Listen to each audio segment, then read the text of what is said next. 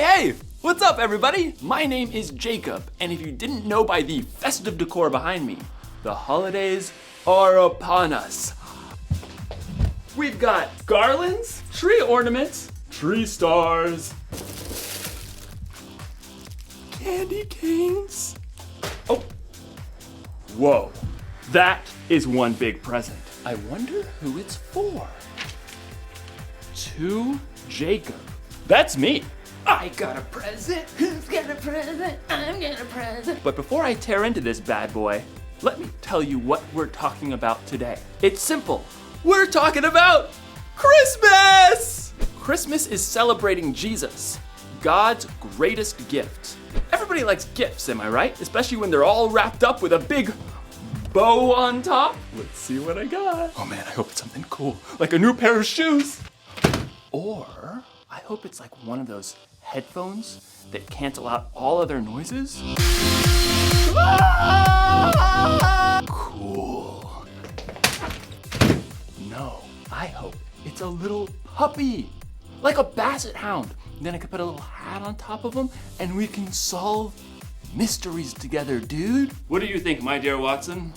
Is the game afoot or is it afoot? Yeah, that's what I hope. Okay, no, this is what I hope. I hope that it's a trunk full of cash. Then I can buy whatever I want for Christmas. You know something? Hope it's a really cool thing. It can be like the light in the darkness. Today's story is about a time that may have seemed pretty dark, but then God gave his people something to hope for. I can't wait to see what's inside, but I'm gonna wait. Patience is a virtue, Jacob. See you in a few. I've got joy down in my soul. I'm gonna let this feeling take control. Joy down in my soul to stay, and nothing's gonna take it away. Joy down in my soul. I'm gonna let this feeling take control. Whatever comes my way, I'll be okay. 'Cause I've got joy. Oh, I've got joy. Come sunshine or rain, when things don't go my way, still my joy can stay. 'Cause you give me blessings every day. I've got joy down in my soul. I'm gonna let this feeling take control. Joy down in my soul to stay, and nothing's gonna take it away. Joy down in my soul. I'm gonna let this feeling take control. Whatever comes my way, I'll be okay. 'Cause I've got joy. Oh, I've got joy. You fill my heart with hope. You're everywhere I go. So even if I'm feeling low, I still got this one thing, this I know. I've got joy down in my soul. I'm gonna let this feeling take control. Joy down in my soul to stay, and nothing's gonna take it away. Joy down in my soul. I'm gonna let this feeling take control. Whatever comes my way, I'll be okay. 'Cause I've got joy. Oh, I've got joy. Every new sunrise gonna fix my eyes on the one who never fails. I'm gonna make some noise 'cause you give me joy, and it's never ever going away.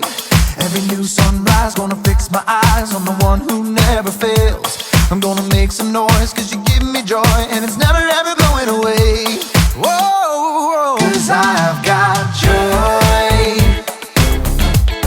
Ooh, I've got joy, yeah. 'Cause I've got joy. Whatever comes my way, I'll be okay. Oh, I've got joy. The Bible. It's 66 books of history, stories, letters, and poetry that fit together to form God's one big story. The epic adventure of how He created us and loves us so much that He made a way to rescue us. As we travel through the Bible, from Genesis to Revelation, we discover people who met God and found their lives changed forever. Now, for an amazing story, inspired by the book of Isaiah, chapter 9, verse 6. Jess stared out the window at the ice beating down. Every holiday plan for the weekend had been canceled. And to top it off, the school had just released Jess's most recent grades. A D in language arts? What happened, Jess? I don't know. You're such a good storyteller. I can't make all the words work out when I try to write it down. Can I go play Mindstorm? Hun, you need to read for an hour first. An hour? I thought it was 30 minutes. Your teacher and I talked. We think a little more reading time will help. Jess glared. I don't have anything to read. You've got an entire bookshelf in your room. Those are little kid books. Then look at Emma's bookshelf. Emma was Jess's older sister, already in high school. Fine, whatever. Jess stalked upstairs to Emma's room, peeked inside. The room was empty, but everything was neatly organized. Emma had even done all of the colorful artwork on her own walls. Miss Perfect. Jess sighed. Everything seemed to come easily to Emma. Writing, math, friends, life. I'll probably be stuck in 5th grade for the rest of my life. Jess stood in front of Emma's bookshelf, running her finger over the thick spines. At last, a swirl of color on the bottom shelf caught her eye. Comic book Bible. Huh. Jess thumped down onto the floor and pulled the book off the shelf. She flipped it open, and color exploded off the page. In the beginning, God created the heavens and the earth. The images of creation were vivid and detailed, as if she were right there. Pretty cool. Jess found herself drawn into the familiar stories, seeing and hearing them in a brand new way. Moses and the Red Sea, the fall of Jericho, David and Goliath, Esther boldly approaching the king, David's incredible poetry in the Psalms.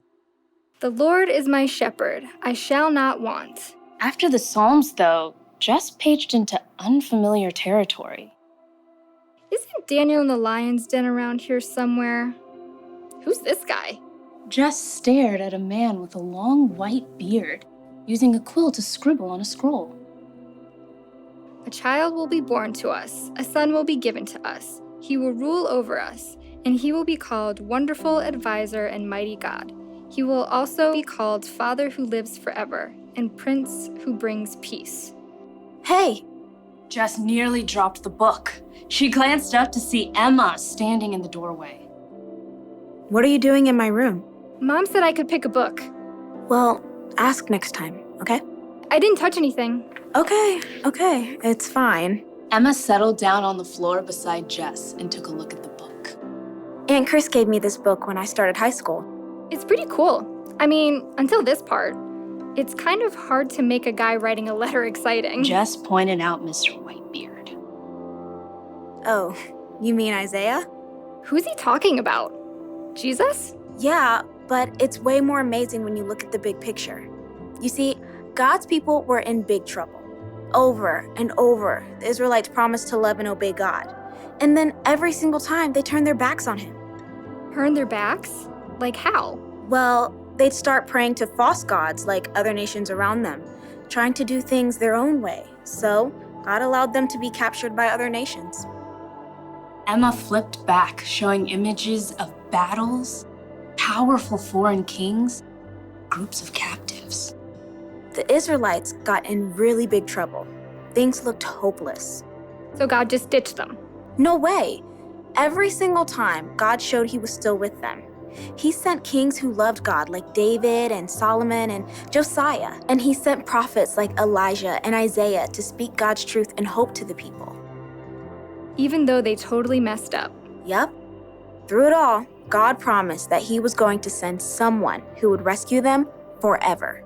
Just flip back to Isaiah and read slowly. A child will be born to us, a son will be given to us. He will rule over us. That's only one prophecy. There are hundreds of prophecies in the Old Testament that talk about Jesus coming.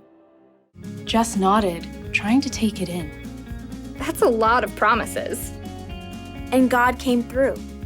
The Israelites had to wait a long time, but God kept every single one of those promises when he sent Jesus to live on earth. His very own son. Oh, little town of Bethlehem and all that. You can take the book if you want. Emma tapped the comic book Bible. Jess smiled. Does God promise that I'll get a better grade in language arts? No, but he does promise to be with you and give you the patience and courage you need to keep working on it. They both listened to the ice rattling against the window. Hey, you want to play Mindstorm? Sure, just let me read a little more first. Emma gave a thumbs up, and Jess settled back down to keep reading. She paged forward to the book of Luke, eager to see for herself again how God had delivered on his promise to send a savior.